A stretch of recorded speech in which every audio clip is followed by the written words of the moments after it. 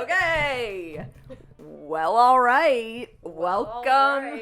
Welcome to the Well, All Right podcast. Hello.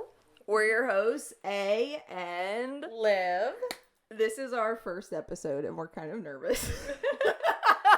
Don't tell them that. No, let's not start it off on the wrong foot. Okay, so to start off, I thought we could do just like a brief introduction. Honestly, I hate talking about myself like personally, but we could just do like a little brief intro. Honestly, I think you're a very interesting person. I think people would like to objectively know about you, and I think that's important to get some context for.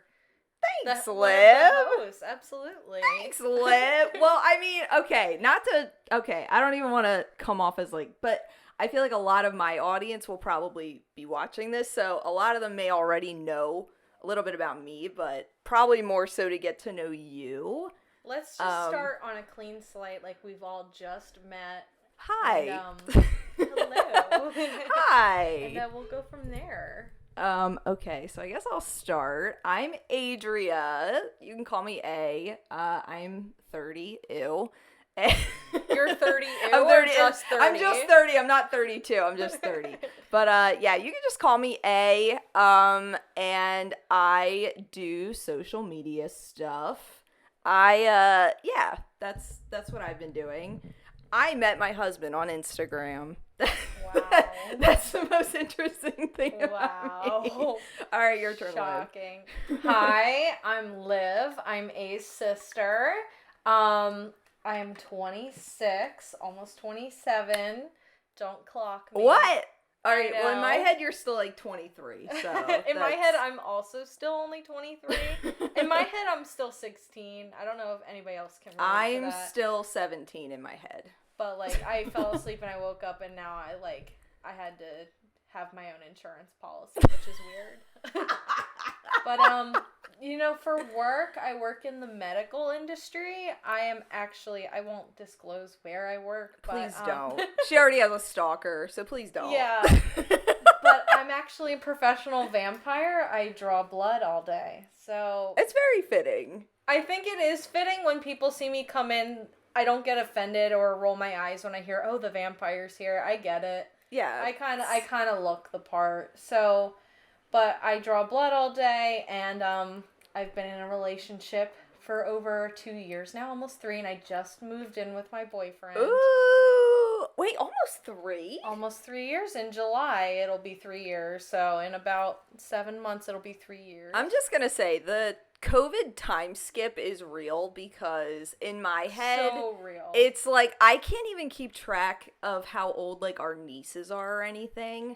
I'm like, I'm still mentally like 3 years ago. Like I don't know what's going on. So like the time. So when you just said almost 3 years, I was like, what? We are recording this on the first day of the new year. So yes! Happy New Year. Happy New Year. Oh, cheers. Cheers with our water here. But, what are your New Year's resolutions?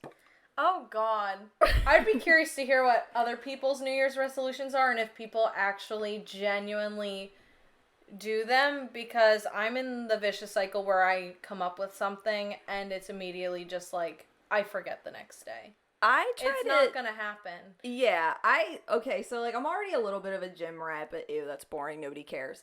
I don't think that's boring. I actually, A and I are very different in the sense that she loves working out and she loves the gym. She loves staying fit and active, and I am the laziest sack of potatoes you will ever meet.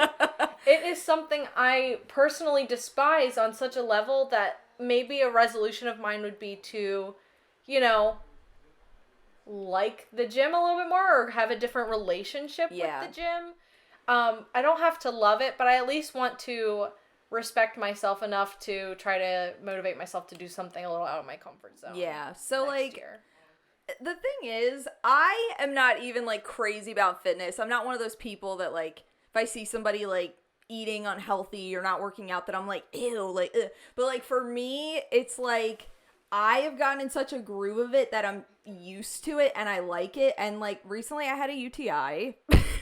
She had like 3 UTIs last year. Yes, but okay, I just got over my third one, and it's actually still kind of brewing. Did I even tell you that? It's still what? I took a UTI test the other day, and it was positive. And I just got off my antibiotic like 2 weeks ago. I mean, not to get too in detail here, but like, does it burn when you pee? No. Okay, well, that's the thing. I was just having like back pain. Anyways, so what I was saying, I couldn't go to the gym when I had my UTI, and like I was really hard on myself, but I'm like, I also prioritize just like rest as much as I prioritize so true working out. And so like true. I have to tell myself that it's like it's okay to just like take a break when you need it, when your body's like going through it. So did anybody else feel in 2023 they were just like constantly burnt out? Yes. Like 2023 was the year of burnout for me, 1,000%. where I had no motivation to do anything. Yes. Even when my mental health felt like it was at its peak, I'm like, why am I still so burnt out and unmotivated to do what I used to love? Yeah. Like even doing stuff crazy. like even doing stuff that you enjoy doing, it's like I don't feel like doing anything. Like I worked on a painting for like 6 months. Like why? Oh, can we curse on this pod? I can censor. I mean, I would like for our grandmother to perhaps be able to watch this. Hi, Nana. That changes everything. Oh, and I mean, while we're on the topic, we are related. We're not just like, oh, we're best friends and we're sisters. Like, no, we are actually blood related. Like, see, I think by appearances, it seems like we're not, but I think our voices are so similar. Oh, yeah. Where, you know, you could, like, say something and I'll just mouth it and hide your face and it'll look like I'm saying it. Well, speaking of that, I had Liv call out for work for me once, and they did not notice. Like, I was like... I had to make her a gynecology appointment. Listen, I would have never went. Wait, did you do it or did I do it? I think I tried calling and I didn't get through to anybody. Oh, they called me back, yes. So they returned the call. But you know, that's what we do for each other. That's what sisters do. I am a huge advocate for taking care of your physical health. And so if that was the only way to get you to go to the gynecologist. Word. And it ended up being fine. No, okay, T, I didn't go to the gynecologist until I was 29. 28? Was it 29? I thought, wasn't it just last year? Or was it 2 years ago? Oh, get out. Wait. Maybe I was 29. Like I don't. It was yesterday. Anyways, ladies, do not put it off. Like, don't do it. Do not do what I did. But thankfully, everything was good. It all checked out. But doesn't sound like it. Adrian had 3 UTIs this year. Maybe you need a trip to a urologist or something. Yeah. But luckily I'm okay. I was even worried about doing like the podcast and stuff because I was like, oh, if it's coming back. But I think I'm okay. Let's not talk about my piss for now. So let me just, full disclosure, if I ever give any sort of medical advice on this pod, just know I am actually not qualified to do so, and it's just a matter of opinion, and please go seek out professional help and don't take anything I say. Yes. You know, yes. to 100%, you know, seek out the information yourself. I am not a doctor. I am merely a blood taker, and I have some experience in the medical field, so do not listen to what I say. Hear what I say and then go consult someone else. Right. I'm also a major hypochondriac. Oh my gosh, can we get into that? So I'm like, please? Neck pain, I have lymphoma. Obviously. Naturally. I'm nauseous, I must be pregnant. Oh my gosh. You know? I've been pregnant 50 times in my life. I have also been pregnant a couple times. What? Oh, like for real? No. Oh, I was like, girl, no, like in my head, where it was like, oh my gosh, no feasible way that I could be. I don't know if anyone else can relate to this, but it's like, you just have that severe paranoia where it's like, let me just check. Why is being a girl so traumatizing? Like, why is it literally traumatizing? It is a curse to be a female. We've had to come out into this world and just fight for everything we've got. And right. Every single day can be absolute suffering with hormones but you know, let's not victimize ourselves. Women are awesome. Yes. No, why would I sit around and be like, oh, life sucks because I'm a woman? Yes, there are aspects of it that suck, but I mean, It could be worse. You could be a man. You know? Yeah. I think I'm glad to be born with what I've got. You know, being a man, I don't think I could ever. I would like to not like back to the pregnant thing. I would like to not have to worry about that like all the time. Speaking of, I had another dream last night where I gave birth. I've been having weird reoccurring dreams where I have my boyfriend Anthony's child, and it's a boy, and his name is Lewis. Oh my gosh. And it is so clear in my head. Like, this one was so vivid. Like, there was all the gore of, like the cord attached and, like, the guts and everything. And it was so weirdly vivid. And I was like, I guess we had waited until delivery to know the gender. I was like, oh my gosh, it's a boy. We have to call him, because I gave birth so fast. The labor was so fast. And I was like, we have to call him. Lewis is here. He came. So weird. And I told Anthony when I woke up, and he was like, I think you want kids. And I was like, is that subconscious? That might be. I think it's a subconscious thing for me, because I have such bad emetophobia that I feel like that's the only thing.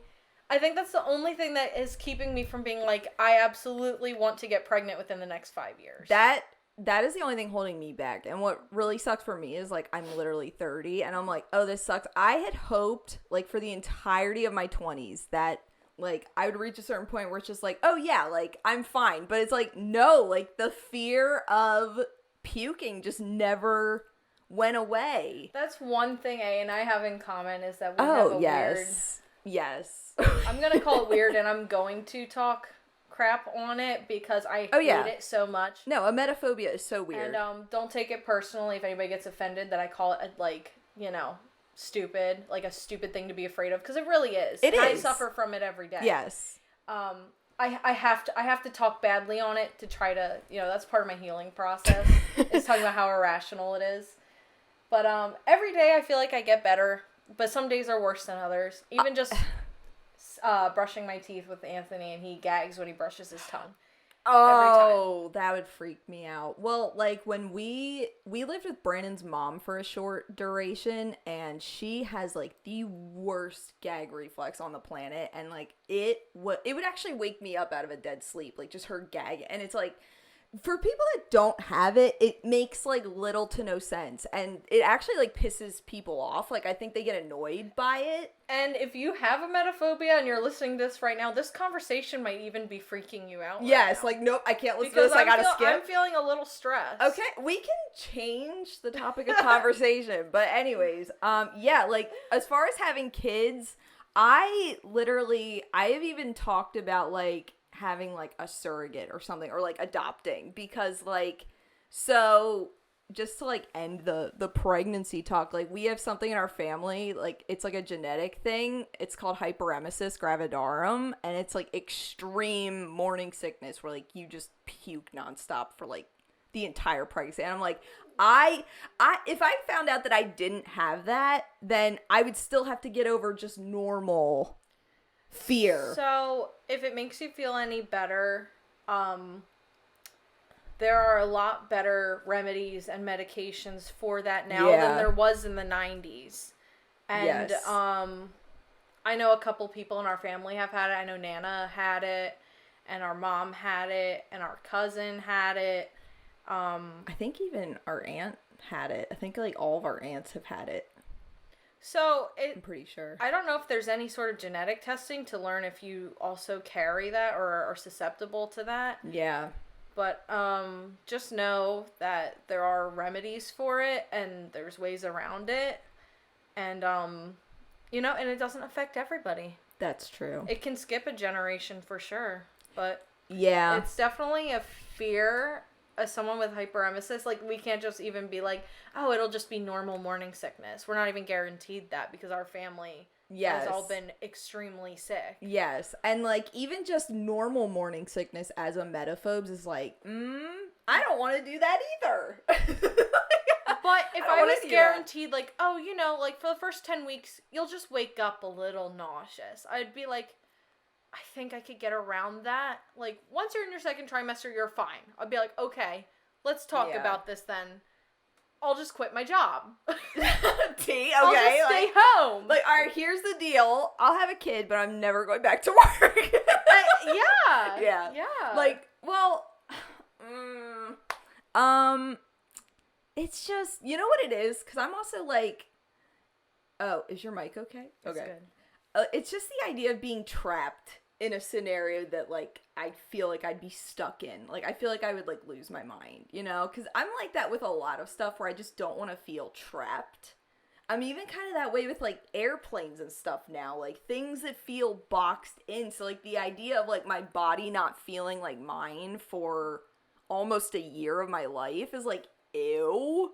Like, ugh. And, like, listen, if you're a mom out there, like, drop some comments because, like, kudos to you. Let us know if it was hell or if it was fine. This might even be a smaller demographic, but I would love to speak with somebody who has had kids and is also emetophobic. Yes. And what they did to get through it and how they conquered that. And if it actually healed them and helped them on their journey to recovering from such a terrible phobia. I'm curious about that. I've been in a lot of subreddits, and I can assure you that that is the case. There are a lot of women that have been like, having kids cured my emetophobia, and I'm just like, I don't know how, but maybe it's like skydiving would cure your fear of heights. Maybe it's like the same thing. I don't know. Maybe it's just like a nosedive. Yeah, it's just a nosedive in for sure to what scares you. I don't know, but like, yeah. It just scares me. But then also on the other hand, I'm like, maybe I just don't want kids. Maybe I just want to be like alone forever. Like, I don't know. And let's start normalizing that. We are millennials, and I guess what's after that, Gen X? Well, our mom is Gen X. Gen Z is right below us. So millennials and Gen Zers, I think, are starting the new trend of it's okay to not have kids. That doesn't mean failure. Right. And it's also okay to, like, not know. You don't have to have your mind made up. And, like, especially, you know, we're, like, you know, late 20s, 30s. So it's, like... Having kids does not mean success anymore these days. And it doesn't mean, like... If I decide not to have kids, that doesn't mean I'm a failure or that my successes are any less than someone who...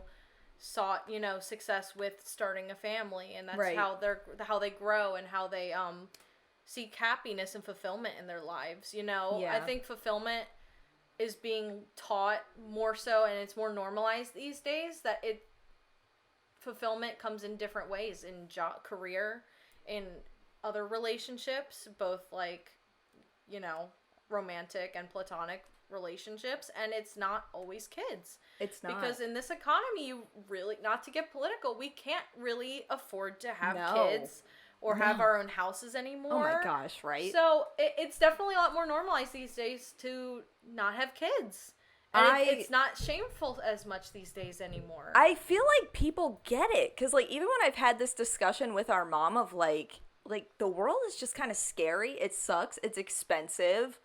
It's uncertain. Like, I don't know if I'd even want to bring another person into this. And she's like, I get it. Where most moms are like, I want grandkids, which I'm sure she would, but she gets the apprehension at the same time, because it's a weird time to be alive. When I think about having kids, for me, it's like, why would I want to have kids? All of my reasonings for that feel selfish.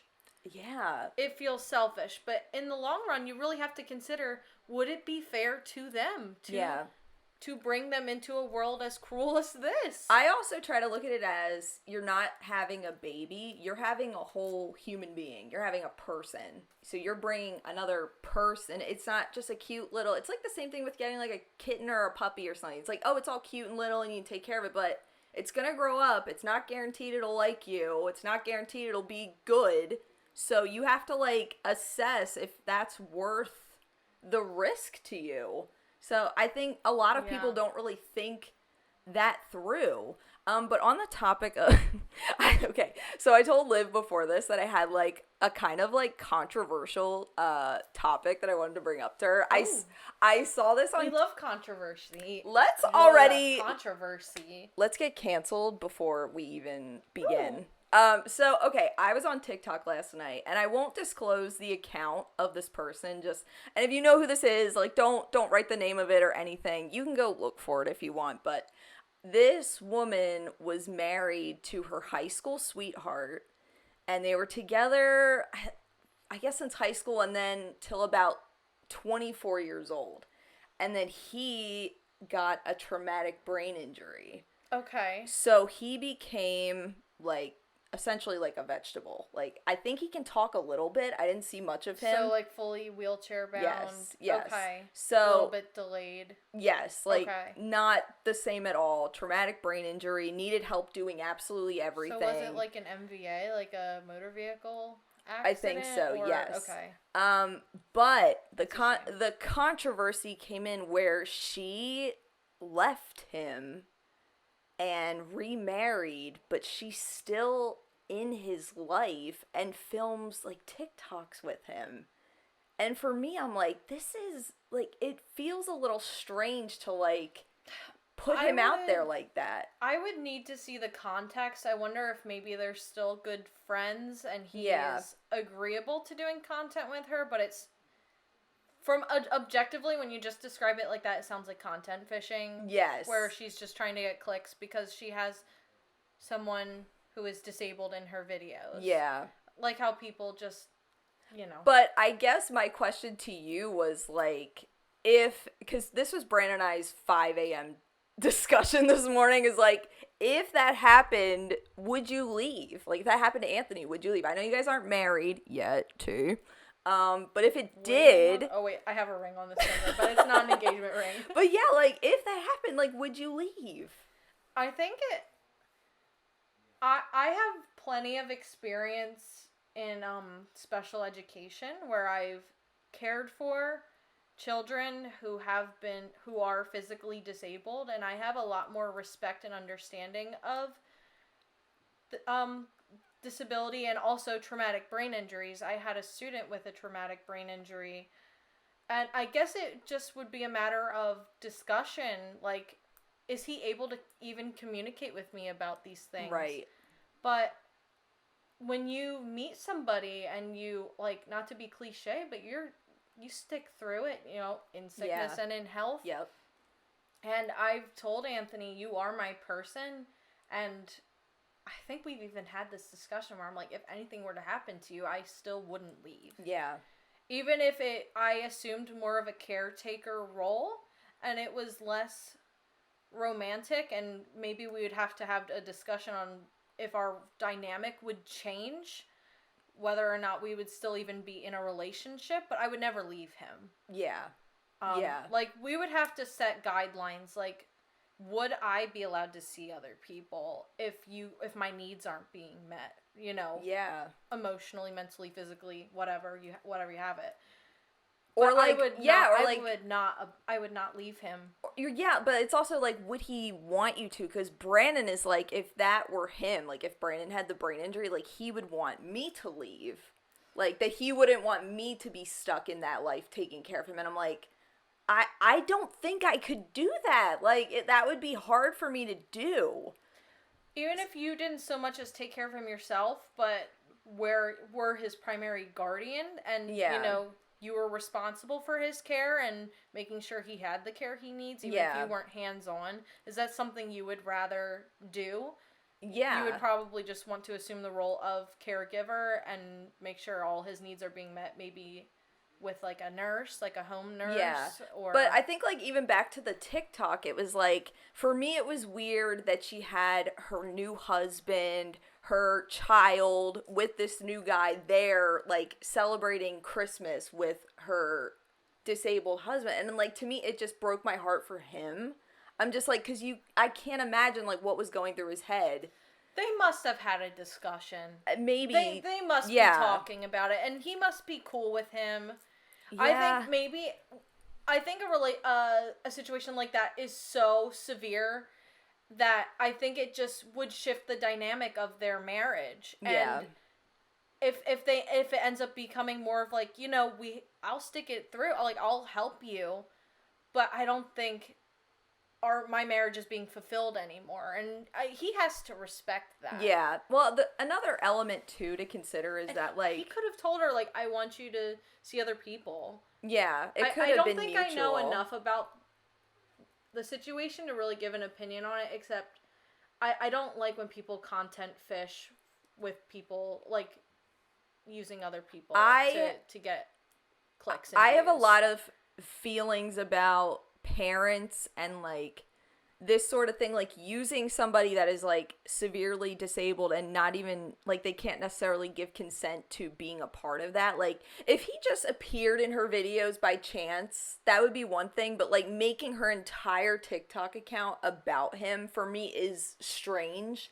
And it's the same with parents that, like, put their, you know, disabled kids on TikTok Live, and it's like, that to me is so messed up. It definitely feels like a power imbalance. Yes. And I don't know how severe his TBI is, but if he's not able to properly consent to that, and she's, you know, doing things without his entire knowledge, that's messed up. Yeah. But if he's okay with it and he's giving her, like, the go ahead, then there's really not a problem. But it's a weird balance. But, like, the guys, like, her new guy and him could be buddies. And, well, yeah, that's the thing. Even in, like, her husband's wedding vows, like, he even made a vow to be there for him.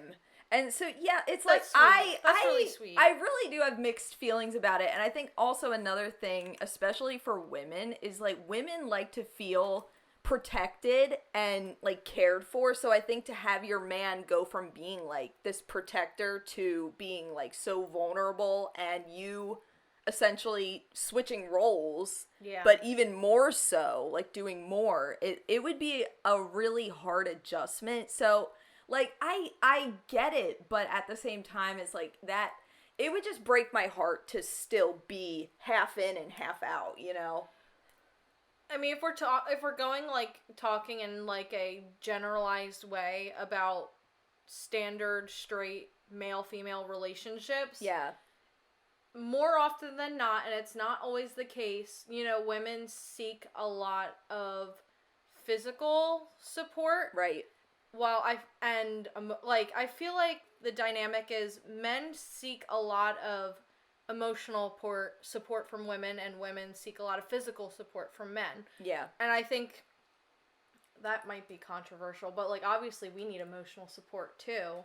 But and just, like, men need overall. If we're generally speaking. Yeah. So, I don't know where I was going with that, except, I don't know. I lost my train of thought. Brain fart. But no, like, yeah, so when it switches like that, it's hard, because you would have to readjust your entire way of doing everything. It depends on their relationship, for sure, because I know I come from, my current relationship dynamic is very, like, I am very self-sufficient, and I think we tackle things very equally and not in a very stereotypical women do this, men do this kind of thing. And I think that is so important to normalize, is that women can be the breadwinners and men can be the stay-at-home dads. Like, we were talking about that. Like, he would love to be the stay-at-home. He would? He would love to be the stay-at-home and I go out. And that's so cute. But also we've talked about the other way around. I was like, I would love to quit my job. Yeah. I would love to quit my job. Who fought for women's rights? No, I'm just right? kidding. No, like, literally now. Who fought for the right to vote? Literally. No, I'm just kidding. Literally. I'm kidding, but in the same sense, there are, like, I would be totally okay with, like, just being a housewife, but then would I have to have kids? Right. Well, I'm currently in my housewife era, and it's kind of lit. Girl. I'm in the housewife era. No, but, like, that's the thing. I was at a job that I was miserable at, and Brandon begged me to quit. He's like, I will pay you to quit your job, like, because I was so miserable. And it's like, I think that's kind of important. Like, it's so yin and yang. So on the one hand, it's like, yes, women's empowerment. Women can do anything. Women can go work. But it's also, like, you want to feel like the man will, like, open the wallet, you know? And, like pay the bills. Brandon, don't listen to this. I think it depends on who you ask, for sure. Yes. I'm gonna just be the advocate for the other opinion, because I think it's important to hear the other side, is, like, I've always told Anthony, like, I would love to be, I'd love to just stay at home and not work. But at the same time, I want to be self-sufficient personally, where I can truly say I don't need him right to be the only one giving me what I need. Yeah. I want to be able to go buy what I want and say I paid for it. Personally, like, and because we aren't married yet. Oh, Anthony, yeah, don't watch this. Yeah, that's also important. It's like, I want to be able to have an out. If that's true. If we were to start, like, if you were like, Liv, you hate your job, which I do. It's like, I make enough for the two of us. Why don't you just work on your dream? Like, work go on back you. Yeah. Like, go back to school full time. Stay at home. Like, do whatever. I've thought about it, and it's like, but what if I feel trapped? Yeah, that's also... And I know we're in it for the long term, but it's that, I guess it's just that extra security blanket where it's like, I need to know I can take care of myself. Right. I need to be able to take care of myself to also be able to take care of someone else. Yeah. Do you think that he'll propose this year? So, I'm not convinced that he'll watch this, so I feel like it's okay to discuss this. I don't know if he'll watch. But, if we're talking girly drama, my boyfriend Anthony and I, we've been together, like I said, we've been together for almost 2.5 years now, almost 3 years. And I asked him last night for New Year's, I was like, what would you like to see this year when it comes to our relationship? And, him being the himbo that he is just like, well, I don't know. I'm not really sure. But, I've discussed it with him, and we've kind of definitely set a date where we want to talk about getting engaged. Yeah. So he said in May. Let's sit down and discuss where we're at and if engagement is in our future. We just moved in together, so we wanted time to kind of let the dust settle. We haven't fought, but we definitely are learning to coexist. You do not know someone until you live with them 100%. Like, it's... Truly, things aren't that much different for us. I feel like I got to know him very well before we moved in, where it hasn't been so much of a shock, but we do learn.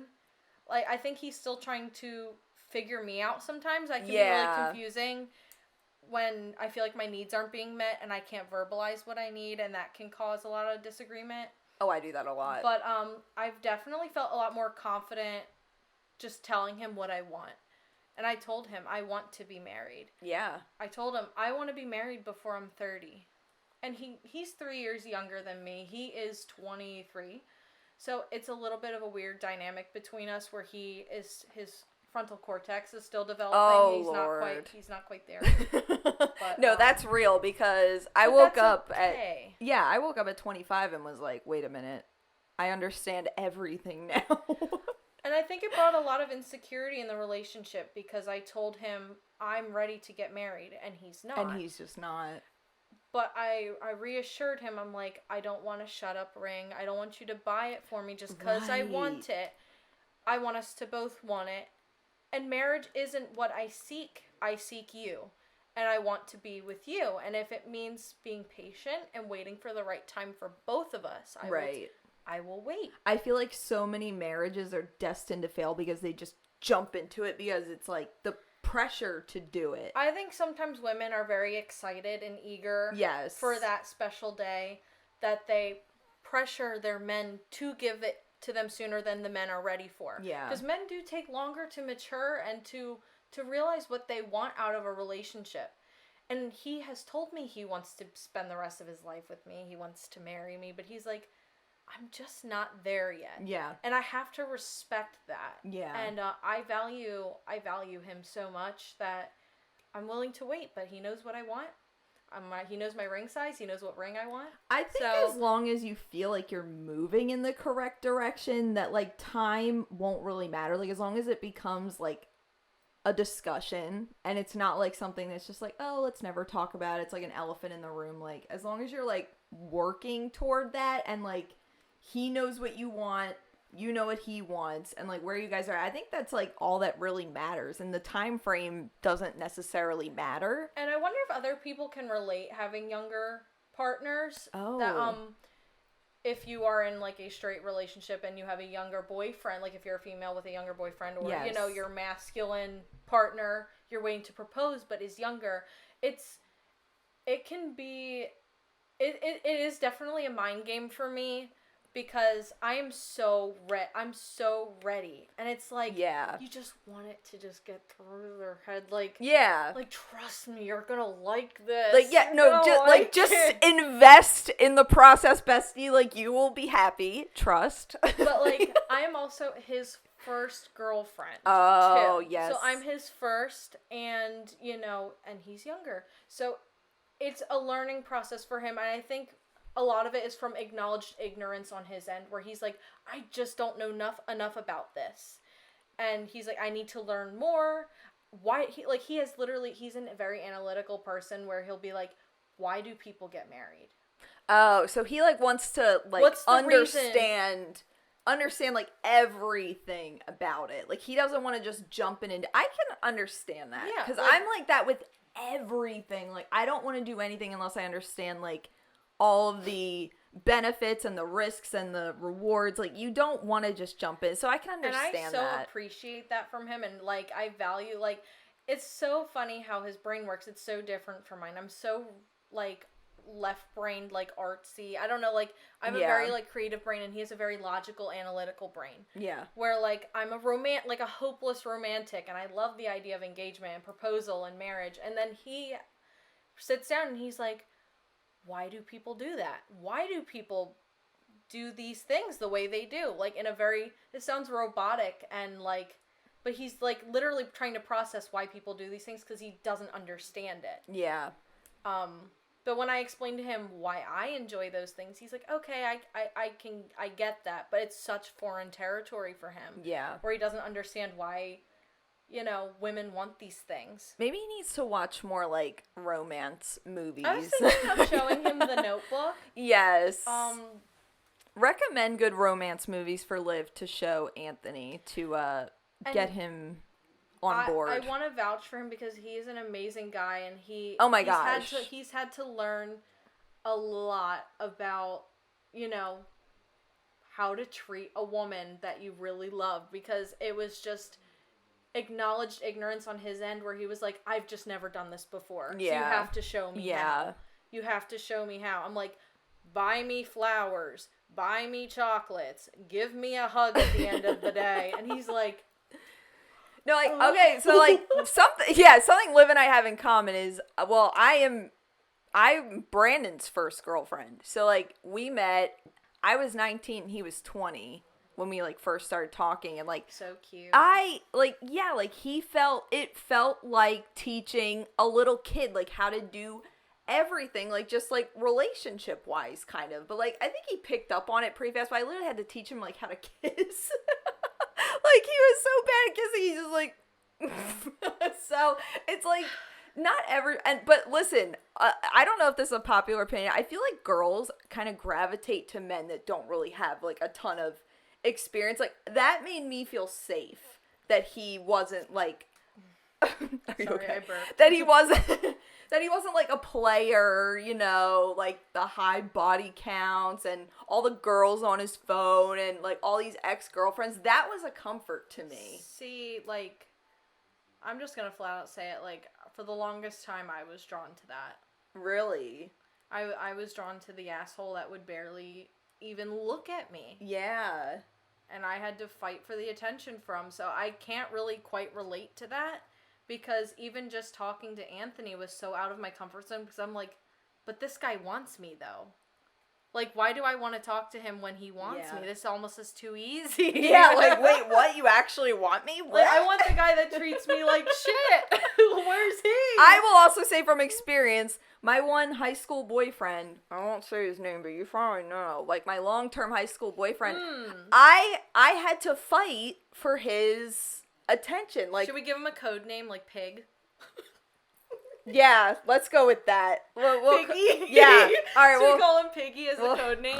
All right, so yeah, no, like it literally. He was like, he's like, oh well, I don't know if I want to date you or this other girl, and like that made me want him more at the time, and I think that's like an immaturity thing where it's like you're just drawn to someone that's like, oh, I don't know if I want that. I don't know if it's just like I don't know what that is, but then you kind of grow up and you're just like, no, I want someone that wants me. Damn it. I don't want to chase you. I think at the time I was just so insecure with myself where I was like, nobody wants me anyways. I have to fight for it.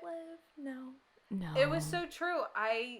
For the longest time, like, I felt like I wasn't worthy of those men. But now I have learned in my older age, not that I'm old, but I've learned now that I'm, my frontal cortex is fully developed, that they were not worthy of my time. Period. And you can tell yourself that in the moment, like, your thinking is irrational, and it's like, but now I fully comprehend it. They were never worthy of my time. And every single second they spent with me was a gift. Right. And how dare they disrespect my time? Yes. Where I would be driving, to this guy's house at 10 o'clock at night trying to get something out of him.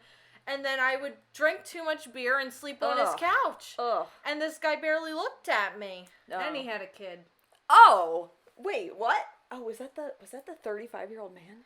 No, it was actually the guy that you went to school with. Oh. And I knew his baby mama. I went to school with her. Oh, get out. Oh, Liv was like, oh, this guy I dated, like, went to your school. Like, do you know him? And I was like, no. And she's like, oh, well, he knew you. I'm like, well, I don't know how. I don't know. Yeah. Like, ugh. But I thought that I was not worthy of these people because of my, I was a very sweet little angel with no experience. I was the bad kisser. I had no experience, and I was so naive at the time, and then it made me feel like I was the one that wasn't worthy of their time because it seemed like they had so many better people to talk to than me. But it's ladies and men and everyone. Make people work for you. Seriously, it took me a long time to learn this, but they are not worthy of your time. No. If they are showing body language signals that they are not into you, they are not into you. Right. And don't waste your valuable time on them. Period. They're not worth it. Period. And if they cheat on you, leave. Leave. If they cheat on you, leave, please. I told Anthony if he ever cheats on me, he's not leaving. He's dead. You're leaving in a box. You're leaving in a body bag. That sounds so toxic. No, but I'm like, the worst thing you could do to me with my fragile trust issues. Oh my gosh. Is cheat. Oh my gosh. But this man is clean as a whistle. I can just look at his phone whenever I want. He doesn't hide anything from me. I don't hide anything from him. But so I don't have to worry about that, thank God. Right. He had hardly any riz to pick me up. Oh my gosh. Yeah, so it's like if he finds the riz to pick up another woman, you should be like triple offended. I love him. I love him so much. Listen, people, make people fight for you. Make people work hard to get your attention. Your time is valuable. Right. You're never guaranteed tomorrow. Why let these assholes walk all over you? Why? Oh, well, speaking of, like, when you said that you would, like, end up sleeping on couches and stuff, it reminded me, the worst date I ever went on was, so this guy, he was never my boyfriend, but, like, we went out on, like, a date, and he had money. Like, Can we give him a code name? Yeah, was he the matzo ball soup guy? Yes, he was the matzo ball soup guy. See, I know this guy. You already know. Okay, it's the matzo ball soup guy. So we'll call him matza. We'll call him matza. Okay. We'll call him soup. We'll call him soup. Well, no, I like soup better. His personality was soup. He was soup. He had the personality of matzo ball soup. If soup were a person, it would be this guy. No, listen, no hate to him. He was a nice guy.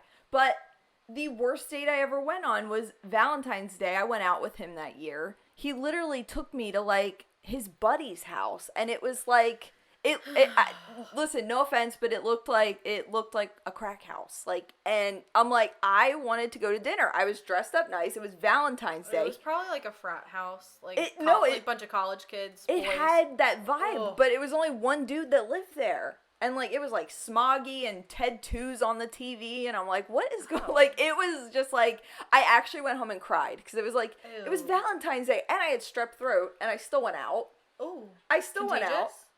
Yes. I hope he got it. No, I'm kidding.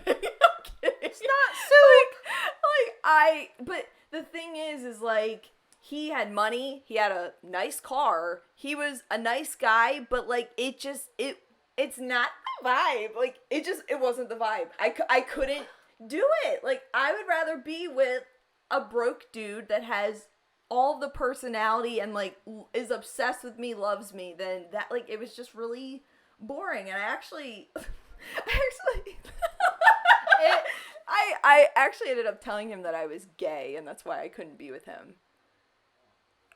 I don't know if I should have done that. See, I was when you describing, like, oh, he had money, so, like, I wanted to give it a chance, because, like, well, that wasn't why I gave him a chance. But, like, no, like, this guy had things that could give, like, a good foundation to a nice guy. Right. He can provide for me. That's a huge green flag. Right. It reminds me of Full House when DJ went out with Nelson because he was rich. And she was like, it's not worth it. Like, but everybody was telling her to stay because he had money. He has everything. He can provide for you. And she's like, no, it's not the vibe. Yeah. It's not the vibe. Nice guy, but you just it's not going to click. When it's not right, it's not right. Click. Well, okay, here's my theory. Ladies, I have this theory. I'll call it the flower theory. So, this dude, Soup, he brought me these white roses, and I remember this feeling of disappointment, like, washing over me as I looked at these roses, which they were beautiful, but, like, in comparison, then when I met Brandon, the first flowers he gave to me, it was like I designed the bouquet myself. Yeah, so thoughtful. It's just, like, how much do they know you? And, like, how much do they, like, care to know you? So, like, this guy, you know, he brought me flowers, and it was nice, but it's, like, it felt just, like, I could give white roses to anybody, you know? But, like, when you feel like something's personal to you, it's like someone just giving you, like, a pair of socks for your birthday. I think at that age, a lot of the time dating is kind of just a game where you're just going through the motions to try to impress somebody without really trying to develop a genuine connection. You're just trying to impress them and give off good vibes. Yeah. I heard a guy on Smosh, Shane, talking about it on their podcast where he was like, when I was dating when I was young, you know, like, you can hardly even remember what you tell people, like, on your first dates, and, like, you are just trying to impress them. Yeah. And you walk away from that date having learned nothing because you were so worried about appearances. That's really true. It really was kind of more of a game back then, in the nicest way possible. It's like, well, it's like you're like checking boxes and you're like, am I doing this right and everything? Yeah. But I think it's like when something works, it just works, and you don't feel like you're playing this game. You don't feel like it's like mind games and like tricking someone into doing stuff and whatever. You know, like it just happens. So yeah, that's why, like, I think about like dating now. If God forbid something happened to Brandon, I had to, like, I don't think I would date again. Like, I don't want to date again. I really don't want to. Like, Brandon, please don't make me. Like, this has been a genuine, like, thought of mine. Like, if things don't work out with Anthony and I, switching teams. No, like, like, maybe? No, it's, like, not even a question. I don't think I could talk to men anymore. I don't think I could talk to men anymore. It would be very hard. Respectfully, if I were to have to go back into the dating pool, I don't think men would be getting my attention as much. I'll put it that way. I'm gonna also say, well, like, how am I gonna find a dude that already doesn't have at least one kid? Like, that's another thing, and it's like, well, maybe that would be okay, because then I wouldn't have to have one. Yeah, you ready to be stepmom? Step up, mom. I'm talking about a scenario that's not even happening. Yeah, it never happened. You guys have been together for 10 years. Almost 11 years, so no. I think you'll be alright. I don't think you'll ever have to go back in the dating pool. No, I think I would literally be like Terry Irwin. Like, I already had my happily ever after. Like, I think that would be me. So sweet. That's so sweet. Or at least I wouldn't go searching for it. Like, if it came to me, I would be like, maybe Brandon sent me this from heaven. I'm gonna cry. Wait, no! Wait, oh, I was thinking he died. Not like we broke up. Oh. I'm so lost. Okay, never mind.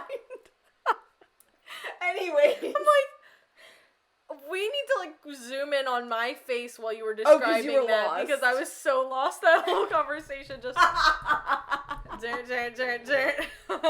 Like, done. Gone. Anyway, oh my gosh. My background's falling. Anyway.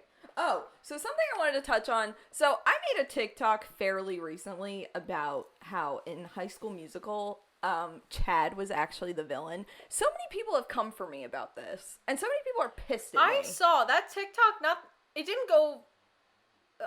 it sounds like I'm talking bad about it. I'm like, it didn't really go viral, but it got a lot of attention. Yeah. It got a lot of attention, not like millions, but it got enough attention where there was enough comments that even I clicked through them and I was like, excuse me? why are they giving her... I think people thought it was a race thing.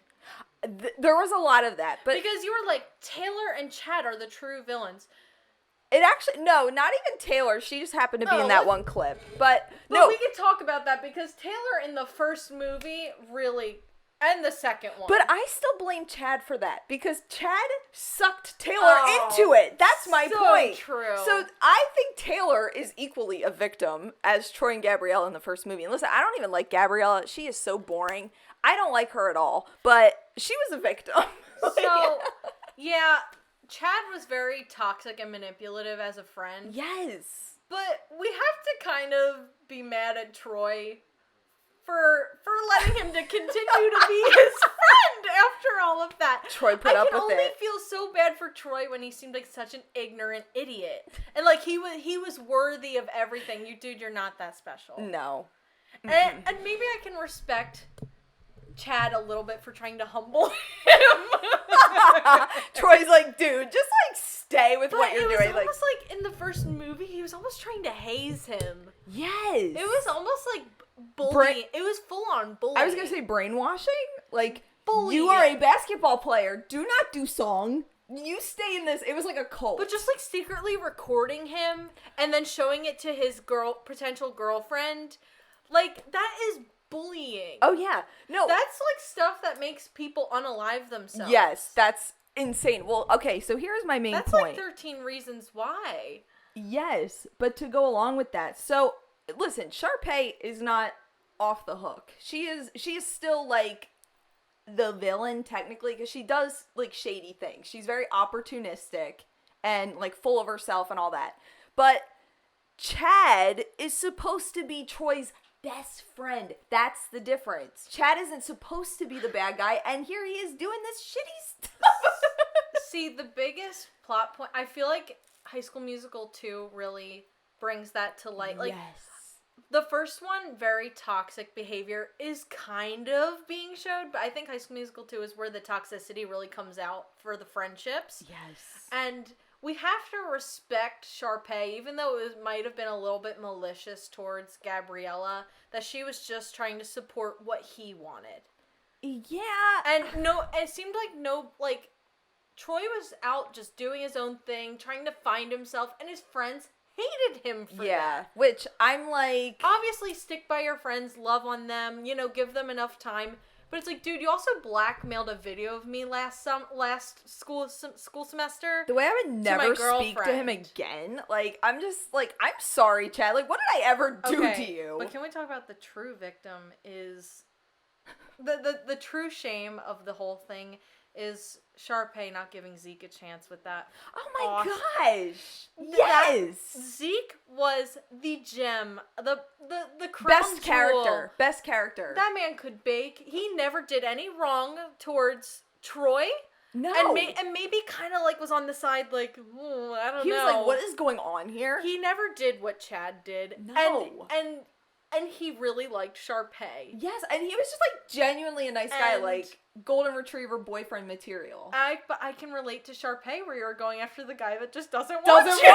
He doesn't want. See, back to that. He's just not that into you. And then there's that sweet golden retriever who's like, I can do this. I love you. I baked for you. You know, like, hey, you want to hang out sometime? And then what did she say? Be gone, tall person. Yeah, evaporate, tall person. Yeah, and then at the very end, like after the credits, she's like, this is the best creme brulee I ever had, or the cookies. And she jumps on him, like, give him a chance, girl. Literally, chance. Another guy I dated in high school, I literally dated him because he brought me cookies that his mom baked, and I'm like, these are delicious. I'll go out with you now. Wait. That was, Let's give him a code name that I would understand. That was, Just Dance. Just Dance? We played Just Dance with him a lot. You don't remember? Short? Yes. Okay. Yeah. Yes. No, but he was really nice. But Nothing- no, it's like Nothing wrong with a short king, by the way, but he was considerably shorter than her other boyfriends that she's had, so that's why that was the identifier. I love a short king. I never thought about it though. That's the weird thing. Like other people would point it out to me and like laugh, and like when we went to prom, I like towered over him and what like. It never crossed my mind because it wasn't really like, because now it's like a topic of discussion like online, but like back then, this was like 2011, like it wasn't really like a huge thing. I didn't think anything of it. When a short king exudes enough confidence where you don't know they're short, that's awesome, and they're not insecure about it. Who cares? That to me was never like a deal breaker. For me, okay, so like here's my ultimate deal breaker for me was like cigarettes and like drugs and Liv had a cigarette face. No, but that was the guy I was into. That was what I liked. I liked the stinky tattooed cigarette. I also like I like the aesthetic of like a stinky like tattooed greasy, cigarette. like I loved like emo boys like back in like the 2010s, like oh my gosh, like a boy with like the skater like flippy hair, that was my kryptonite. I would be woof, woof, woof, woof. Oh gosh. Oh yeah. Yeah, no, but it's like yeah. I want you to look like a cigarette, but I don't want you to smoke cigarettes. That never happens. It wouldn't happen. It never happens. But back on the topic of High School Musical, because we kind of got sidetracked. As we do. Like Zeke was truly, I think, the biggest crown jewel of that show, and I think he was just such a genuine, nice person, and all he wanted to do was be himself, and it was just like, oh, you can't date, you can't bake, you can't bake, you play basketball, like what the heck, what kind of garbage is that? No, and he just got like why pushed. can't you do both? He got like, remember Chad just being like, shut up, Zeke, about him like talking about baking? Yeah. It was after Stick to the Status Quo, and he, like, brings up, like, I can make, like, creme brulee or whatever they were talking about, and Chad's just like, shut up, Zeke. Like, Chad was just such a hater. Can we talk about that? I think Chad was very insecure and very jealous. Yes, he was so insecure. But I will say, he did have, like, in High School Musical 3, he was a much more likable character. I agree. I liked Chad in the third one.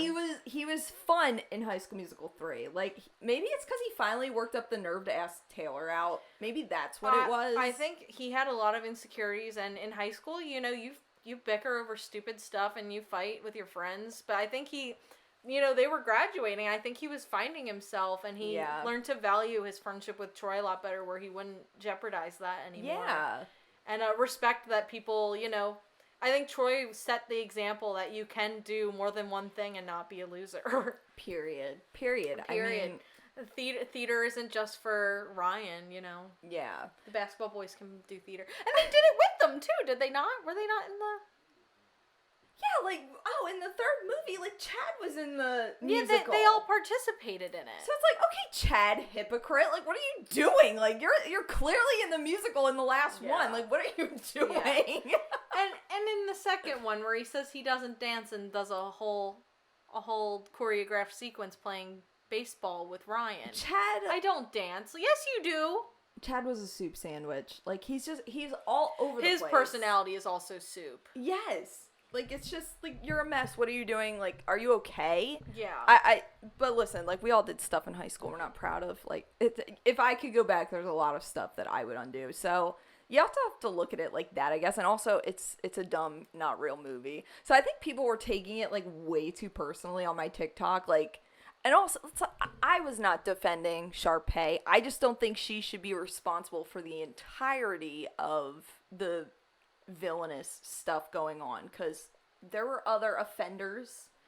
I think because it was a Disney Channel movie, you know, you don't want, and you grow up on that stuff, you don't want to believe that the character you're supposed to like and be the main character's friend, you don't want to change your opinion on them. Like, no, I grew up knowing that was not the bad guy. Yeah. I don't know why people would give so much issue that, you know, Sharpay also was they kind of treated her badly too. I know they really did. She was a very unlikable person to them, but I think you just shouldn't fight fire with fire. Right. I think that movie was setting a bad example. Like, oh, this person treats me like shit. I can just. I'm gonna retaliate. I'm gonna switch the song that you don't know, so your performance is sabotaged. Yeah, like, what kind of behavior is that? Like, oh, you're doing kind of like mean stuff, so let me just bully you. Yeah. Like, she's wait, what did she do in the second one? Like, she wouldn't let them. She didn't want them to perform in the talent show. Yeah, Sharpay isn't letting us do this, so let's just bully her. Yeah, and let's sabotage her. You know what? They could have literally shut her down entirely if they would have just been like, oh, Sharpay, we'll help you put on the best performance ever. Sharpay would have felt like a salty dog and been like, wow, I'm an ass. Why did I do this? I'm really gonna have to sit down and watch this movie and, like, get out a notebook and, like, psychoanalyze every single character. Because I truly think in the second one, although Sharpay was kind of being malicious towards she was just kind of alienating them from Troy. She wanted to get to Troy, that's the thing. But she was also helping him find himself, and she didn't he even thank her at one point? Like, at the very end, like, every day he brings her out to, like, dance with him, like, hey, it's okay, girl, like, we're good. I don't ignore these guys. We're good. I know for myself, if one of my friends had the opportunity to, like, oh, look, you have a promotion. You're making a lot more money. You could have a scholarship to your dream school next year, and you're poor and you can't afford to go. Like, I would be like, go for it. Go. Like, chase that. Like, do that. If somebody's offering that to you on a silver platter, like, why would you not? I would maybe sit down with them and be like, listen, let's talk about how you're getting these things and what is Sharpay getting out of this? Is she using you? I think you should totally do what you think is best for you, and I'm here to support you. Yeah. Just make sure to make a little more time for me, maybe. Yeah. I know it's a busy summer. It was one summer, and this I'm not getting enough attention. Okay, it all comes down to that they all had just the worst communication skills. Ugh. If they would have all just sat down and talked, they literally sang a song called "Work This Out," and none of them worked anything out. It made no plot development. The plot was stale. What was happening? It was a banger, though. Oh, that song's a banger. Yeah, that's one of the best songs. Oh, yeah. If you're ever feeling lazy, put that song on and just start dancing. You're just like, the pots and pans. Also, best Troy song. We're gonna say it on the count of 3. 1, 2, 3. Scream. Bet on it. Oh, I'm embarrassed. No, I was thinking of that one and I couldn't think of the title. I swear. I saw a whole debate on TikTok where people were like, "Yeah, Bet on It's great." But Scream. Bet on It walked so Scream could run. Scream was... everything. Dynamic. Everything. The cinematography, the production. Like that clip of Lady Gaga that's like show-stopping, like absolutely never been done before. Like, yes. Fantastic, incredible, amazing, show-stopping. Throw it up and eat it, and then spit it out, and then step on it. Show-stopping, incredible. I can't believe it. Never been done before. Like, it will never be done again. It will absolutely never be done again. Scream was absolutely flawless. Amazing. Can I just say, am I the only one that skips Gabriella's solos every single time they come on? I'm like... See, I love Go Your Own Way. That one's Go good. My Own Way. But it's kind of a duet because Troy does come in at the end.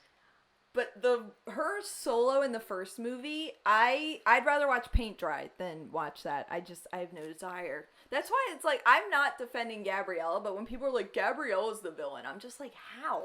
How is Gabriella the villain? A little controversial. Am I saying that word? Controversial. Controversial. The first movie, the music is kind of mid. Are we gonna go there?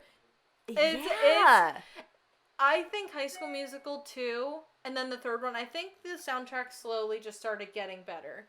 Like, Chad and Troy's song in the third one. What's that one called? The Boys Are Back. Like, show-stopping. Oh my gosh. Like, dynamic. But I think overall the second movie definitely kind of has, like, the best quality. It's the fan favorite. Yeah, it's definitely the fan favorite. High School Musical 3, the quality of the music is just so much better, though. It's insane. I also loved how they actually made High School Musical 3 feel like a musical. Like, with, like, the cardboard cutouts and just, like, the way it was shot. Like, it felt like a musical, and they were actually doing a musical in the movie. Like, it felt like a high school musical. But, like, the second one, it's like, you're at a country club. How is this a high school musical? High School Musical 2 is, like, country club semi-singing movie. Yeah, like, what is... If there Summer was vacation singing movie. Comment question of the day, what would the honest title for High School Musical 2 be? Because it would be, like... Country club musical. Yeah. Summertime.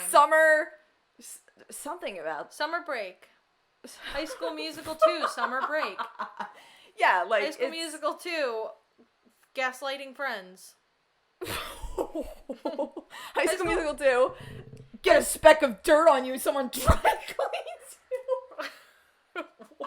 What? That's what Chad said to Troy. Remember when they're fighting? Oh. Get a speck of dirt on you, someone dry cleans you. High School Musical 2, jealous friends and haters everywhere. And bullies. Bullies! Like Gabby Hanna. These absolute bullies! Yes. Did you ever have a friend that was a bully to you? Yeah. Oh my gosh. My best friend in, like, 5th grade one day was like, I wonder if it would hurt to get punched in the face. And I was like, I don't know. She turns around, decks me in the face. In the classroom. We're, like, in line to, like, leave the classroom. Does it to me, like, in the line of the classroom. Just, like, in the nose, or... Yeah, like, in the face, like, right here. Like, how hard did she go? Like, can you, like, show like, me on my hard, arm? Like, hard enough. Weird. Hard enough, like, and getting hit in the face, even if someone slaps you, like, it's, like, jarring. So the fact that she, like, decked me in the face, I'm like, hello? Like, help? I had a friend steal something from me, and I clocked her, and she denied it 100% that she had stole it. And, Wait, I refused to believe it because she was the last one to be holding that item. And, the next day she threw it at me and she's like, you happy now? Wait, what was And it? my other friends defended her and knew she stole it too, and they still backed her up. Get out of here. It was a keychain on my phone, my Hello Kitty keychain. I remember this. And she was like, oh, can I look at your keychain? And me being a nice friend and trusting people, I'm like, absolutely, you can take a look at it. And, at the end of the, period, when I got my phone back and checked my phone, I was like, oh, my keychain's gone. I was like, did you take it? And she's like, no, why would you even accuse me of something like that? Like, calling me a terrible person. And then my other friends who were also in that class were like, why the heck would you accuse her of stealing that? And I was like, because she was the only one that asked to see this phone today. Of course she took it. Oh, and then the next day she threw it at me and she was like, yeah, you happy now? You happy now? I'm like, yes, thank you. Get out because of that was here. like a $20 keychain. How old were you at the time? It was middle school. Oh, It was explains it was everything. 8th grade, so maybe like 13, 14. That explains everything. When I think about, I had more drama in middle school than I've ever had in my adult life. Like, it's crazy. You couldn't pay me to go back to middle school unless I had like the knowledge and brain that I have right now. But like to relive it exactly as it was, there's no amount of money I would do it for. I unfortunately am in a minority group where I enjoyed middle school more than high school. Really? High school was, and I wonder if anybody else relates to me, where high school was just not it. That was just where the peak of, like, severe mental health issues was arising for me in high school. So, and in middle school, I still had that blip of time where I didn't really care what I looked like. I didn't care what anybody else thought. I don't know if maybe I was just kind of late to the party where I wasn't as insecure at the time. It kind of hit me mid-middle school, like, oh, wait, I'm ugly? Like Question mark? Yeah. Excuse me? Like, you kind of start to be a little more insecure in middle school, but there was a point where it was kind of like elementary school where I just didn't care what people... I didn't really even think about how I looked going to school every day. And I had a lot of friends, and I loved going to school, and I loved learning. And high school kind of took a dip for me. I also transferred schools, which made it a little difficult because it's like I literally have no friends. I don't like where I live at home. My mental health is bad, and all I have is my twin sister. I have a twin sister that's not here. So, that sounds like she's dead. She's in a different state. She doesn't live here. She doesn't live here. She's alive and well. Hi, Allie. But Hi, Allie. yeah, I don't know if anybody else can relate to that, but despite some of the petty middle school drama that was going on, I was also immature enough where I was also participating, and I didn't think I was bad. Like, everybody kind of just treated each other like garbage in middle school, and you kind of just... It was dog eat dog. It honestly was. You were literally just trying to, like, get yours before the other guy gets his. It's just like, I'm just fighting for, like, my sanity. Like, you're trying to figure yourself out a bit. You're trying to, like sorry to interrupt you, no, it's but okay. I kind of woke up in middle school and realized, I should start being a little bit more insecure and, like, care about what I look like. When a guy started talking about me, about everybody, to everybody else in the class, like, oh, Liv's, like, the fattest girl in here. I never knew that. And there's no body shaming here. There was a curvier girl in my class. So I was almost kind of like what? Raising an eyebrow, like, that is such a weird thing to say because I was 4'11" and 100 pounds. That's insane. I was so tiny, but I'm also built different. I was literally going to say, I'm like, listen, not to defend him, but also you're thick. It was so mean. Yeah. And my so-called friends were the ones that spread it over to me. They were like, you want to hear what Blank just said? Like, he just said, you're the fattest girl in this room. And I cried the rest of the day. I'm convinced a lot of girls have friends just so that they can be mean to them. Like, they want to feel better than somebody. I think that was my college friend. Really? Oh, yeah, I know. My college friend. I know who. I didn't like her the second I saw her face. I was like, Liv, no, no, like, no. Some friends, in my experience, sometimes like to keep you around to make themselves feel better about them. Like, they want someone who makes them feel better about themselves. Yes. Because they are so insecure. So, like, if there's somebody I can pick on and make fun of and talk down to boost my ego up, I'm going to keep them around. Personally, I just want to be friends with somebody that'll do all of the talking. Like, I don't want to talk about myself. I don't want to talk about what I'm doing. Personally, I'm okay with having no friends. Or that. I've also come to terms with that. Is like, I'm really just okay not having friends. And there was a TikTok going around recently that was like, the girls that have like the giant wedding parties of like all the bridesmaids and stuff. People were saying they're like some of the, like, not to generalize, okay?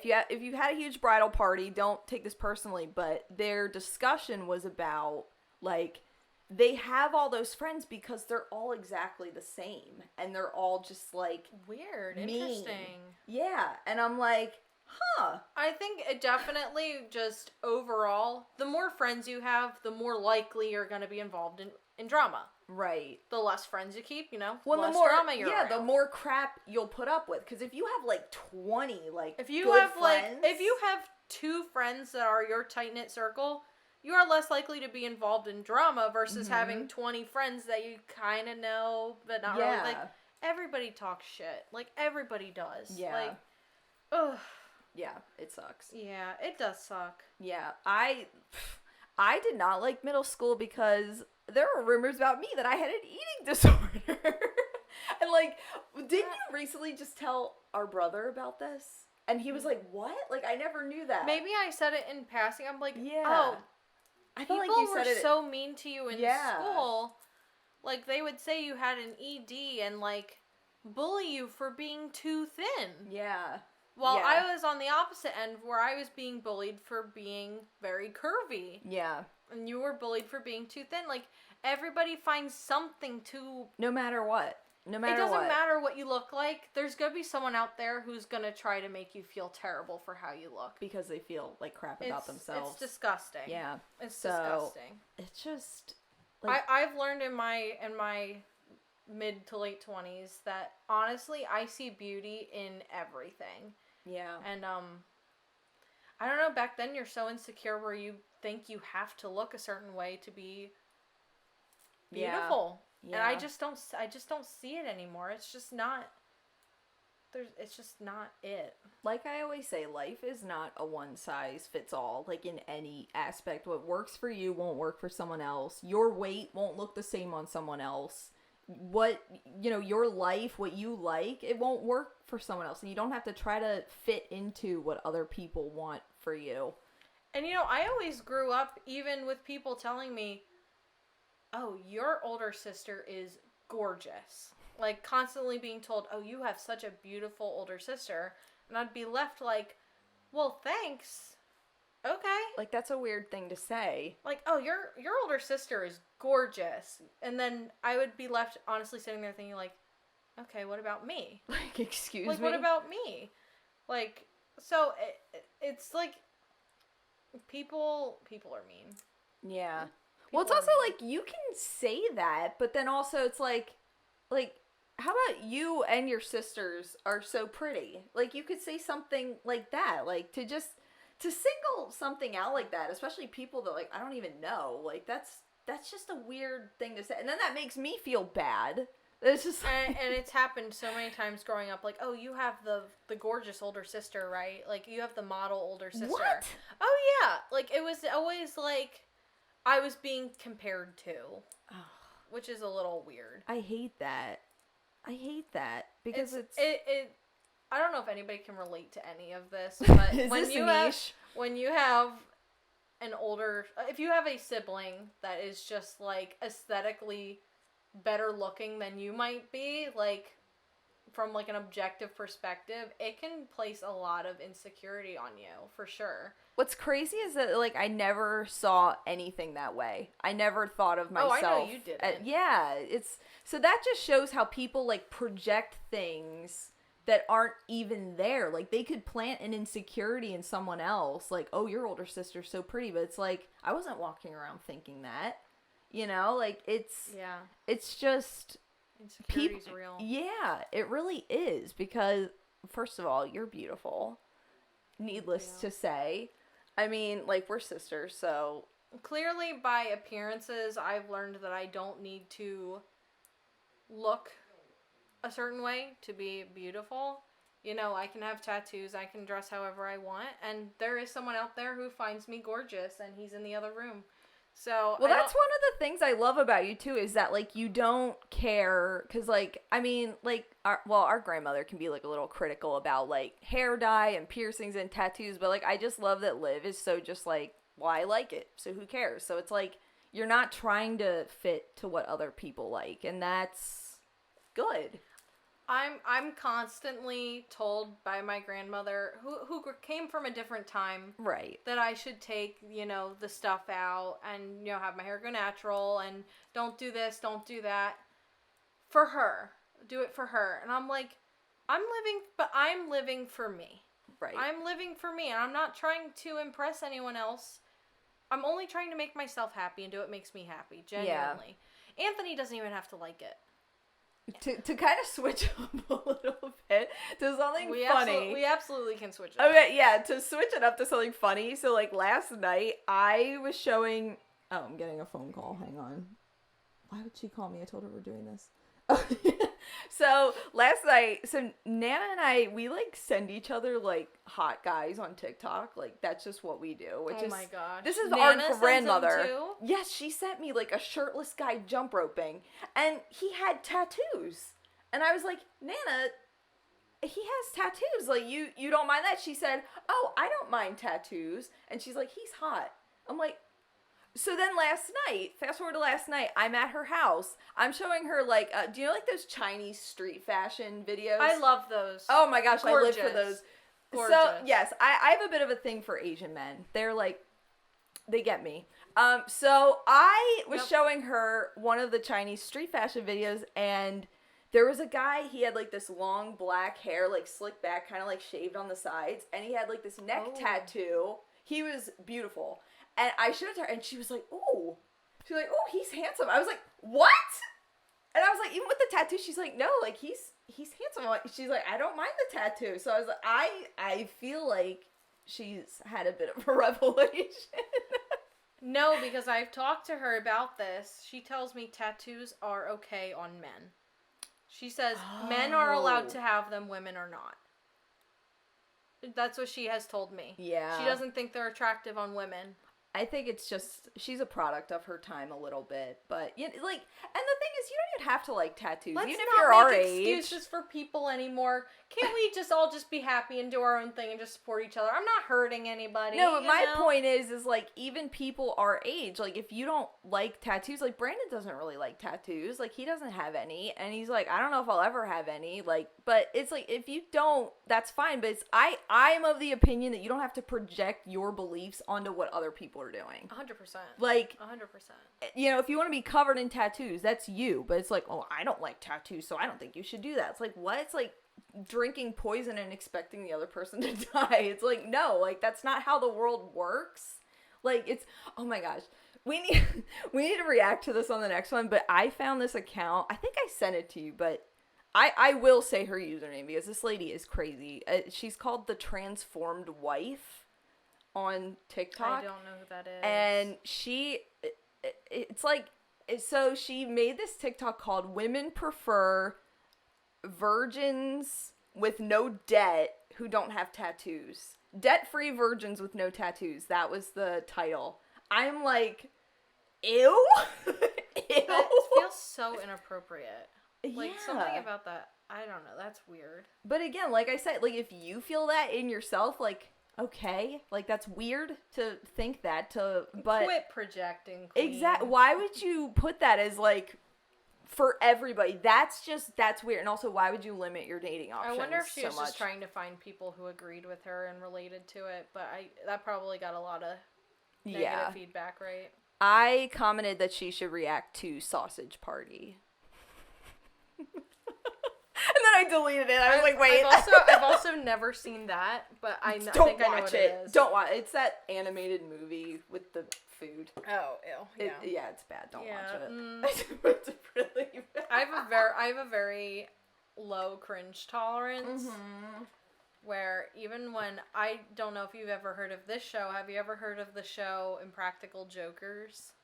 I actually love that show. That's the thing. I love it. Oh, okay. I thought you were about to go off that you hate it. I love it. I love Impractical Jokers, but Anthony and I have been binge watching it for the last week. Okay, wait. Forget your zodiac sign. Who's your favorite Joker? 1, 2, 3. Sal. Joe. Oh, Joe. Joe. And it's sad that he's not in it anymore and that he left. I know. I can just relate to Sal very much. Yes. That he's such a germaphobe. But Joe overall gets the most laughs out of me, 100%. And he's so good. Yes. Like, he never gets punished. Joe carried that show. Like, put him in any scenario, he will kill it every time. Like, he was just... Wait, ready? One more time. 1, 2, 3. Joe. No, I love him. Like, But I bring that show up because I've realized how low my cringe tolerance is when I've been watching too many episodes in a row and I start to find the show unbearable. I do that too. Where I'm just like... Because I get that secondhand embarrassment feeling where I'm like... It gives me anxiety. It gives me anxiety. Yes. When they try to get things out of just strangers. Oh. I could never do that. Could never do that. No, I can't either. But I'm like, some people have never even heard of social anxiety. Like, new social anxiety just dropped. Like, they haven't even heard of it. I'm like, I'm so jealous of that. Oh my gosh. That great show. It's not a new show. I highly recommend you. It's an easy watch if you want to just watch something. Very funny guys making each other laugh. Very funny show. Very good. It's like Jackass, but more about public humiliation. And I would also say more like family friendly than Jackass. It's definitely more of like the social like comedy. Yeah. It's more like improv comedy. Right. Meets Jackass. Yeah. It's really fun. I think Joe is the king of improv comedy. He's so good at it. Oh, speaking of Jackass, I don't even know if we can say that. Do I have to censor this? All right, on the count of three, we're going to say our favorite guy from Jackass. Okay? Hold on. All right, wait, let me think. Hold on. Let's gather ourselves. Wait. Are we going by, like, looks? Should we go by looks or, like, just, like, their overall? Let's just go overall, kind of like with Impractical Jokers. Okay. Who is your favorite? Who's the funniest? Who gets the most laughs out of you? Okay. If we're going by, we can do both. Mine might be one and the same. I think we might have different opinions then. I think we might. All right, ready? 3, 2, 1. Johnny Knoxville. I was going to say looks-wise, probably Bam. Really? Yeah, I think overall he's probably the best looking. But over the years I've grown to love Steve-O. I love watching him on podcasts and stuff. And he's clean now, he's sober, and he's just living his best life, and I love that for him. He's amazing. I love him, but I love that for him. He's doing great. Johnny Knoxville is just, like, so beautiful. Like, I got onto, like, Johnny Knoxville baby girl TikTok. I'm like, what is my cursed TikTok feed? It's funny you say baby girl, because I look at him, and I just, like, feel like I taste baby food. Like, he looks like if baby food was a person. I'm sorry. Well, that could be because people say he looks like Jamie Lee Curtis and she did like the yogurt commercial. So is that like a subliminal? Oh, maybe. Like subconsciously? Is that no, like I totally like him, but do you know when you look at somebody and they just kind of like make you taste something? Oh, I just saw a TikTok. This girl said that Joe Jonas made her taste root beer. And I can't unsee it. Oh. I cannot unsee that. Well, he's very Kiki, not Booba. Yes. And he's also very Thursday. Like, if he was a day of the week. Oh. You know what I mean? Would that make Kevin a Monday? Kevin kind of gives Tuesday to me. Yeah. Monday, Tuesday. Joe's Friday. Nick is a Wednesday. I think Nick is definitely a Wednesday for sure, but I think Joe might be a Friday. I could see that. Just like Kevin is Monday. I can't even say I love Kevin, but like no hate to Kevin, but he's a Monday. Mm-hmm. It has to be there. We all have to go through it. And then need it. Their other brother is like February 29th. It's like what? Like, their other brother is like Groundhog's Day, but when Puxatawny Phil doesn't find the shadow. Like, what was the point? I don't even know. Which one is, like, the shadow? Like, we're from Pennsylvania. We should literally know this. Wait, no, when he sees his shadow, there's 2 more weeks of winter. But, like, I think it's 6 more weeks. Or whatever. But, like, the vibe is like, oh, you go to all of this work and he doesn't see it. So it's like, that's I could see that's the brother. Like, it's there, but it's just like, okay, what was the point of this? And, like, on the topic of seeing somebody and, like, tasting or, like, thinking of a food item, do you ever just look at someone and immediately taste alcohol? Like, for example, Miley Cyrus's half brother Trace. Oh yeah, that's I an feel like I alcohol. taste vodka. Yeah. Well, back to like he's literally like the human embodiment of a cigarette, but it's like okay, love, like hot, love. Yeah. Oh, have you watched Jujutsu Kaisen yet?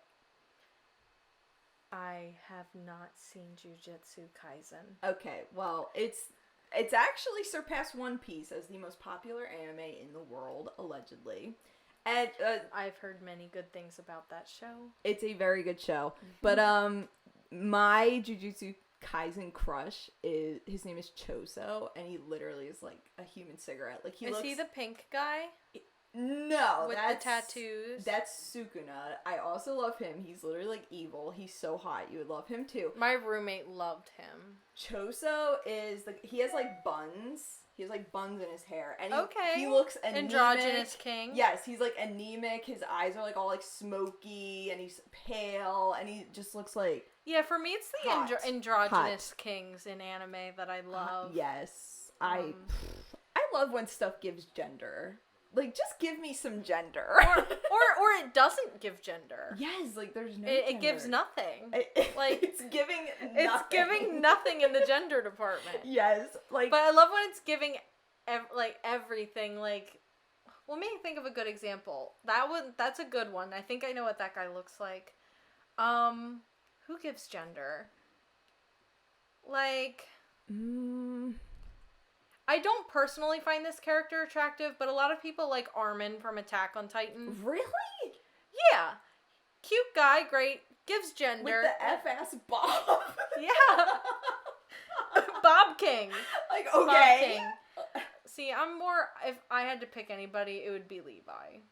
For sure. Wait, I thought you liked... I'm an Irwin girl. That's who it is. But if we're talking, like, classic, like, that guy's hot... Let's talk about season 4 Jean Kirstein, okay? Oh, I even got to that side of TikTok. I am not an Attack on Titan girly, but I even got to that side of TikTok. With his, like, long mullet? Yes, and I'm like... Delicious. Maybe I just need to watch, like, Attack on Titan, but it's only him. Like, just edit him together. There's an episode that they did that was, like, an aside, like an OVA, where the main opening theme, instead of Eren, it's Jean, and the whole episode is about him. It's really funny. Oh. It's really funny. Yeah, like... They have no business drawing men that attractive. It's just... It definitely has made me question myself a lot. But you know what's really funny is, like, with, like, anime characters, or even just, like, anyone in general, like, when men are really, like, buff and muscular, those attract a male audience. And, like, when they're, like, kind of more, like... Yes. A little more ambiguous, like cigarettes? So to speak. Yeah, or, like, a cigarette guy, or just... Not super buff, like that's what girls like. When they look like protein shakes, the men love them, and when they look like that's all they drink, men love them. Like, yes, my boyfriend Anthony loves JoJo's Bizarre Adventure. See, and I think that definitely is a show that is the male gaze. While meanwhile, women will like, I don't know, Death Note, where all the men look like walking cigarettes. That show, when I watch it, I feel like I smell cigarettes. It's giving cigarette, to Is be that honest. A neurodivergent quality? To be smelling and tasting things when you look at certain people? I don't know. Or is that just like us making associations with things, maybe? That could be that. I don't know, but that show just gives off cigarette energy, for sure. Like, cigarette and, like, Jack Daniels. I could see that. There are things that I watched, like, when I had COVID that I could never watch again. Like, I had to watch, like, certain... If you're ever, like, really sick, watch something that you'll never watch again. Because you just don't even want to be reminded. For me, it's Tanked. Tanked? The show Tanked, where they build aquariums. What the heck? I'm like, I don't even know what that is. I was so sick when I was really sick with strep, and I had a blazing fever, and I couldn't sleep. I was like... I had that thought, exactly. I was like, I have to put something on that I will never watch again, and I have to be okay with it. Yes. So I picked the show Tanked. That's such an easy watch. Hilarious. Never watched it again. Like, please don't let me ever watch this again. Like, please. I can't make that connection. Yeah, and I think they hate each other now, those brothers. Like, the one guy got divorced from the other guy's sister and the whole family business broke up. Get out. Yeah, there was a lot of tea with that, but... Oh my gosh. That's not current event. That's kind of boring. Anyways, my laptop's gonna die. So I guess we should, well, all right.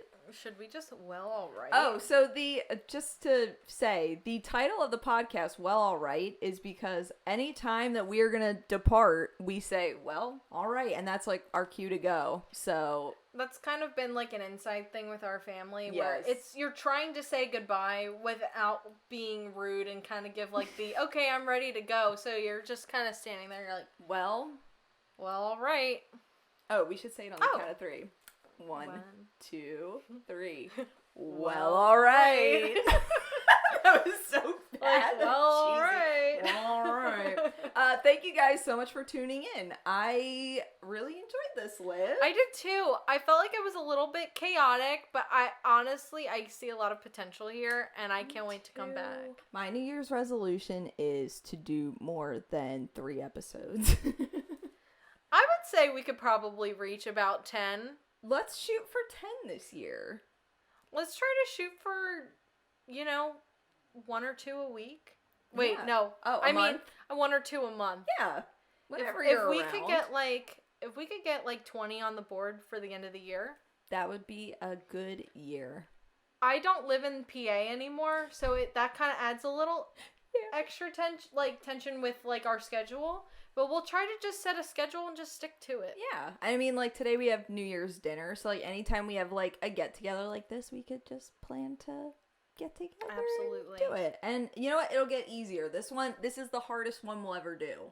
Because it was the first one. So, I think it went okay. Let us know what you thought. We tried to keep the structure a little bit more loose on this one. Because I think it's really important to, establish, like, our personalities. Yeah, like, so we're not just zombies, and right. I'm not a soulless being that I appear to be. Right. Well, all right. My laptop's gonna die. Well, all right. I'm hungry and I have to pee. All right. So we'll see you next time. Bye. Well, all right. Well, all right.